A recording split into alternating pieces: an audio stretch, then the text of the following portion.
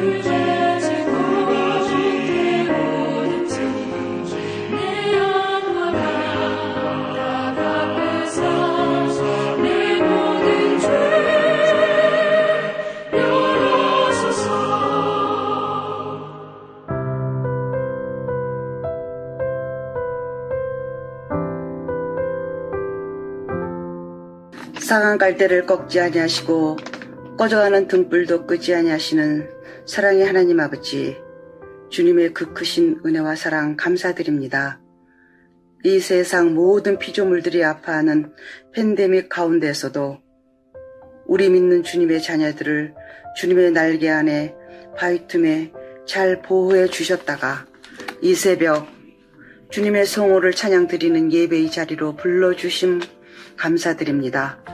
신앙의 자유를 찾아 400년 전 영국의 청교도인들이 메이플라워 배를 타고 이 미국 땅에 도착해 갖가지 어려운 일들이 많았었지만 주님께서 굳세게 붙잡아 주셔서 세계 제1의 강대국으로 번영케 해 주심을 감사드립니다. 그러나 우리 인간은 너무나도 이기적이고 교만하여 배신을 잘하고 망각을 잘하는 존재인지라 주님의 그 크신 은혜를 잊어버리고 이 땅 위에서 모든 악행을 행하며 마약이 판을 치고 동성연애를 옹호하여 그 죄악을 변호하는 추태를 저지르고 있습니다. 이 악한 어둠의 마귀 세력을 물리쳐 주시옵고 우리 믿는 주님의 성도들이 가슴을 찢고 통회하고 회개할 수 있는 오순절 다락방 성령의 불길이 다시 한번 이 땅 위에 타오르게 하옵소서. 주님, 지금은 무슬림으로 어두운 터널에서 헤매고 있는 우리의 형제들, 특별히 아프리카의 말리와 코트디아르 땅에 살고 있는 주님의 자녀들을 위해 간절히 기도합니다. 그들도 우리와 똑같은 주님의 아들, 딸들이오니 오직 주님만이 길과 진리가 되시고 그 진리 되신 주를 믿어야만이 참 자유가 주어진다는 사실을 분명히 깨달아 알게 도와주시옵소서.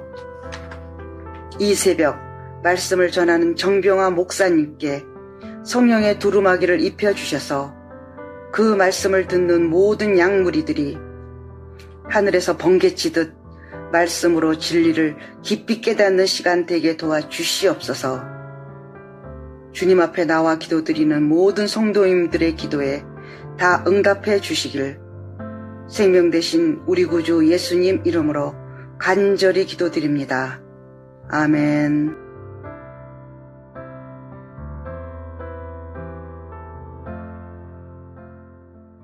오늘 우리에게 주시는 하나님의 말씀은 출애굽기 8장 1절에서 15절의 말씀입니다. 우리 함께 천천히 합독하도록 하겠습니다.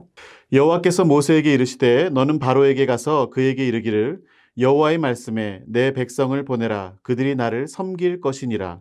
내가 만일 보내기를 거절하면 내가 개구리로 너의 온 땅을 치리라. 개구리가 나일강에서 무수히 생기고 올라와서 내 궁과 내 침실과 내 침상 위와 내 신하의 집과 내 백성과 내 화덕과 내 떡반죽 그릇에 들어갈 것이며 개구리가 너와 내 백성과 너의 모든 신하에게 기어오르리라 하셨다 하라. 여호와께서 모세에게 이르시되 아론에게 명령하기를 내 지팡이를 잡고 내 팔을 강들과 운하들과 못 위에 펴서 개구리들이 애굽 땅에 올라오게 하라 할지니라. 아론이 애굽 물들 위에 그의 손을 내밀매 개구리가 올라와서 애굽 땅에 덮이니 요술사들도 자기 요술대로 그와 같이 행하여 개구리가 애굽 땅에 올라오게 하였더라. 바로가 모세와 아론을 불러 이르되 여호와께 구하여 나와 내 백성에게서 개구리를 떠나게 하라. 내가 이 백성을 보내리니 그들이 여호와께 제사를 드릴 것이니라. 모세가 바로에게 이르되 내가 왕과 왕의 신하와 왕의 백성을 위하여 이 개구리를 왕과 왕궁에서 끊어 나일 강에만 있도록 언제 강구하는 것이 좋을는지 내게 분부하소서. 그가 이르되 내일이라. 모세가 이르되 왕의 말씀대로 하여 왕에게 우리 하나님 여호와와 같은 이가 없는 줄을 알게 하리니 개구리가 왕과 왕궁과 왕의 신하와 왕의 백성을 떠나서 나일 강에만 있으리이다 하고 모세와 아론이 바로를 떠나 나가서 바로에게 내리신 개구리에 대하여 모세가 여호와께 간구하매 여호와께서 모세의 말대로 하시니 개구리가 집과 마당과 밭에서부터 나와서 죽은지라. 사람들이 모아 무더기로 쌓으니 땅에서 악취가 나더라. 그러나 바로가 숨을 쉴 수 있게 됨을 보았을 때 그에게 마음을 완강하게 하여 그들의 말을 듣지 아니하였으니 여호와께서 말씀하신 것과 같더라. 아멘. 성도 여러분, 오늘 말씀은 이스라엘 백성들에게 출애굽의 역사를 이루기 위해서 애굽 땅으로부터 나오게 하기 위해 바로 왕과 또 이 모세의 팽팽한 신경전이 있는 장면들을 우리가 계속해서 묵도하고 있습니다. 오늘 보신 이 두 번째 재앙인 개구리 재앙에 대한 내용을 우리가 살펴보면 성도 여러분들이 잘 아시는 바와 같이 이 재앙이 오늘의 재앙으로 멈추는 것이 아니라 앞으로 8가지의 재앙이 더 기다리고 있습니다. 저는 신학교 시절에 이것을 10가지 재앙을 외우기 위해서 피개, 이파, 악독, 우매, 흑장 이렇게 해서 외웠었는데요. 오늘 이 두 번째 피개, 피로 물들고 개구리의 재앙이 지금 두 번째 재앙이 임한 것이죠.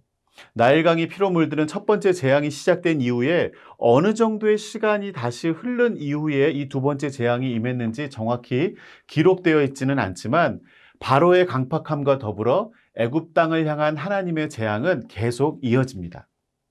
사실 하나님은 이렇게 10번의 재앙을 내리지 않고서도 하나님의 전능하심으로 얼마든지 이스라엘 백성들을 바로 왕의 손아귀에서 구원해 내실 수 있었을 텐데 왜 이런 방법을 쓰셔야만 했을까요? 사실 10가지도 필요 없고 그냥 한두 번의 경고만으로도 바로의 무릎을 꿇게 할 수 있었을 텐데 왜 이렇게 10번씩이나 재앙을 내리면서 끊임없이 바로와 싸우고 있는 것일까요? 바로가 그만큼 독한 사람이었을까요? 성경학자들은 이 같은 질문에 대답하기를 애굽 땅에 성행하고 있었던 각종 우상 숭배의 문제를 지적하면서 이스라엘 백성들을 하나님의 백성으로 교육시키기 위한 목적이 있었다고 이해합니다. 왜냐하면 430년 동안 노예 생활을 하면서 히브리 민족의 정체성보다는 애굽 땅의 문화와 종교에 젖어 있던 당시의 백성들을 출애굽시켜서 약속의 땅 가나안으로 데려가기 위해서 이 노예 근성에 젖어 있던 이스라엘 백성들에게 먼저 여호와 하나님의 위대하심을 눈으로 직접 목도하게 하기 위함이었다는 것입니다. 그들이 알고 있던 애굽의 각종 우상들을 다스리시고 멸하시는 그 우상 위에 계신 왕 중의 왕, 신들 중의 신인 여호와 하나님의 능력을 철저하게 경험시키기 위했다는 것이요. 다시 본문으로 돌아와서요. 3절에 이렇게 말하고 있습니다. 개구리가 나일강에서 무수히 생기고 올라와서 너의 궁과 너의 침실과 너의 침상 위와 너의 신하의 집과 너의 백성과 너 화덕과 너의 떡반죽 그릇에 들어갈 것이며 4절에 계속 또 이렇게 말합니다. 개구리가 너와 너의 백성 너의 모든 신하에게 기어오르리라 하셨다 하라. 네, 오늘 본문은 개구리 재앙인데 개구리는 당시 고대 애굽 사람들에게 있어서는 크놈이라는 신과 또 출산을 돕는 여신인 헤켓이라는 이 두 신을 숭배했어요. 그런데 바로 이 헤켓이라는 출산을 돕는 다산의 여왕이었던 이 여신의 머리가 개구리 형태였다고 믿고 있습니다. 그런데 개구리가 애굽 백성들의 침실에 올라오고 백성과 모든 신하에게 기어오른다는 것은 너희가 그토록 숭배하는 풍요의 상징인 개구리를 너의 신을 너의 궁전과 침실과 집과 화덕과 떡반죽과 그릇에 넘치게 해주마. 한번 너희가 의지하는 그 신에게 한번 호되게 당해보라. 이런 의미와도 같은 것입니다. 나머지 재앙들도 그 당시 사람들에게 있어서는 애굽 사람들에게 귀하게 여겨지던 그리고 그들이 의존하던 우상신을 연상케 하는 수많은 이미지들의 재앙이 이루어진다는 것입니다. 하나님은 이 재앙을 내리면서 몇 가지 더 추가적인 가르침을 주고 계세요. 7절 말씀에 이렇게 말합니다. 요술사들도 자기 요술대로 그와 같이 행하여 개구리가 애굽 땅에 올라오게 하였더라. 네. 모세를 통해서 두 번째 재앙이 시작되니까 바로 왕은 곧바로 굴복하지 않고 바로 왕의 요술사들을 통해서 똑같이 나일강에서 개구리가 올라오도록 시켰던 것입니다. 네, 그것을 가능하게 했어요. 바로의 술객들도 이 요술사들도 그 똑같은 일을 행했죠. 그런데 중요한 것은 지금 왕으로서 이 바로에게 중요한 건 온 나라에 임한 재앙을 멈추는 데 있는 게 아니라 이 재앙이 하나님으로부터 온 것이 아니라는, 그리고 몇몇 작은 능력을 부리는 인간에 의한 장난질임을 자꾸 증명하는 데 초점을 맞추고 있습니다. 왕이라면 백성과 나의 왕국에 임한 이 재난을 빨리 피하게 하는 것이 중요할 텐데 그것이 진짜냐 가짜냐, 그리고 애써 그것은 여호와 하나님으로부터 오는 재앙이 아니라는 것을 자꾸 증명하는데 쓸데없는 힘을 낭비하고 있는 것입니다. 결국 어떻게 됩니까? 바로 왕의 요술사들도 개구리는 만들어냈어요. 그러나 생각해 보세요. 똑같은 재앙을 만들어냈는데 그 재앙을 없애는 일, 그 개구리들을 나일강으로 돌려보내는 요술을 하지 않고 결국은 똑같은 재앙에 재앙을 부추기기만 한 것입니다. 그리고 11절 말씀이 이렇게 나옵니다. 개구리가 왕과 왕궁과 왕의 신하와 왕의 백성을 떠나서 나일강에만 있으리이다 하고 12절 모세와 아론이 바로를 떠나 나가서 바로에게 내리신 개구리에 대하여 모세가 여호와께 간구하매 13절이요. 여호와께서 모세의 말대로 하시니 개구리가 집과 마당과 밭에서부터 나와서 죽은지라. 네. 분명 모세가 바로에게 경고할 때에도 이 재앙을 물러가게 해주면 개구리가 나일강에만 있게 될 것이라고 했는데, 지금 모세가 여호와 하나님께 간구하였을 때 나일강으로 다 돌아갔나요? 그게 아니에요. 개구리가 나일강으로 돌아간 것이 아니고 집과 마당과 밭에 다 나와가지고 죽었다고 얘기해요. 결국 죽은 개구리를 모아서 사람들이 태우니까 이 심한 악취가 진동해서 숨을 쉬기 어려웠다는 것이죠. 왜 그랬을까요? 모세가 하나님께 기도했을 때에 이 그들을 애굽 사람들을 괴롭히던 개구리가 다시 나일강으로 돌아가면 될 일을 왜 그러지 않고 거기서 죽게 했을까요? 성경은 말하지 않지만 앞에서도 말씀드렸듯이 구약의 역사서에 나오는 하나님의 역사와 섭리는 모두 하나님 백성을 향한 교육적인 의미를 내포하고 있습니다. 쉽게 간단하게 그냥 금방 처리할 수 있는 일이지만 우상 숭배와 잘못된 대상을 의지하며 살아가던 당신의 백성들에게 분명하게 보여주시고 철저하게 깨닫도록 배려하시고 가르치시는 것입니다. 그런데도 오늘 두 번째 개구리 재앙이 해결되어지고 나서 이 바로 왕은 어떤 모습을 보이고 있습니까? 15절 우리 함께 읽을까요? 그러나 바로가 숨을 쉴 수 있게 됨을 보았을 때에 그의 마음을 완강하게 하여 그들의 말을 듣지 아니하였으니 여호와께서 말씀하신 것과 같더라. 네, 여호와 하나님께서 이미 다 예견하고 계셨죠. 바로는 숨을 쉴 수 있게 되고 고통이 물러가고 나니까 마음이 변했어요. 그토록 고통스러운 재앙이 물러가고 개구리의 악취로부터 물러가 숨을 쉴 수 있게 되니까 다시 그의 마음이 어떻게 해요? 완강하게 하여.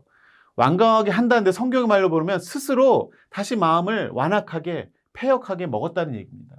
결국 모세의 말을 듣지 않기 위한 준비를 하고 있었던 것이죠. 이것만 물러간다면, 이 고통만 물러간다면 내가 다시 저 모세와 대항하리라.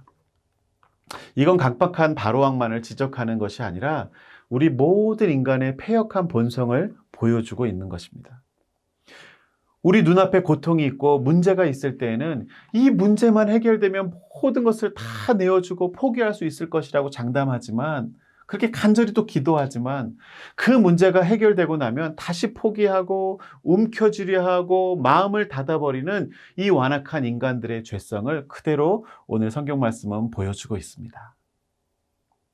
사랑하는 성도 여러분, 오늘 말씀을 통해서 우리는 한 가지를 돌이켜보기 원합니다. 오늘 바로 왕에게만 이 완악한 죄성이 있는 게 아니고 저와 여러분에게도 이와 같은 굳어진 마음이 없는지를 돌아보기를 원합니다. 하나님은 언제나 우리가 올바른 길로 행할 수 있도록 하나님의 사람들을 통해, 교회 공동체를 통해, 또는 사랑하는 가족들을 통해 말씀하시고 경고하고 권면하시는데, 우리가 그러한 사인을 애써 외면하면서 나의 뜻대로 고집부리며 붙잡고 있는 나의 삶의 문제들은 없으십니까? 오늘 이 아침에 나의 모든 분주한 마음과 생각들을 내려놓고 우리 주님께서 주시는 세미한 음성에 귀 기울이시면서 바른 길, 올바른 믿음의 길로 나아갈 수 있는 저와 여러분이 될 수 있기를 주님의 이름으로 축원합니다. 우리 함께 기도하겠습니다. 하나님, 이스라엘 백성들을 구원하시기 위해 애굽 땅에 내렸던 10가지의 재앙들을 우리가 다시 한번 돌이켜봅니다.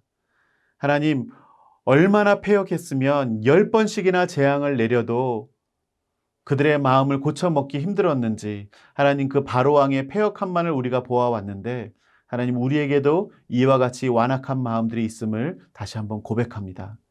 주님 앞에 간구할 때, 우리의 삶에 문제가 있을 때 주님께 간절한 마음으로 모든 것을 내려놓을 수 있고 모든 것을 포기할 수 있고 모든 것에 순종할 수 있겠다라는 결심으로 주님 앞에 간구하지만, 하나님 우리 삶에 그러한 문제가 해결되었을 때에 이내 다시 한번 모든 상황에 대해 타협하려 하고 나의 고집과 나의 욕심을 채우려고 하는 우리의 연약한 모습을 불쌍히 여겨 주시옵소서.